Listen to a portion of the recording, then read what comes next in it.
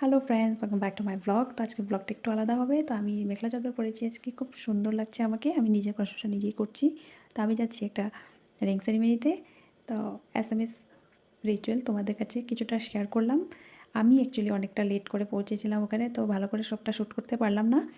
তো যতটুকু পেরেছি তোমাদের জন্য আমি শেয়ার করলাম। তো ভিডিওটা এন্ড অবধি দেখতে থাকো। ভালো লাগলে একটা লাইক করে দেবে, কমেন্ট করবে, পাশে থাকবে। ওরা অ্যাকচুয়ালি আমাদের ফ্যামিলি ফ্রেন্ড বলতে গেলে, আমার আর লবকুশের খুব ক্লোজ।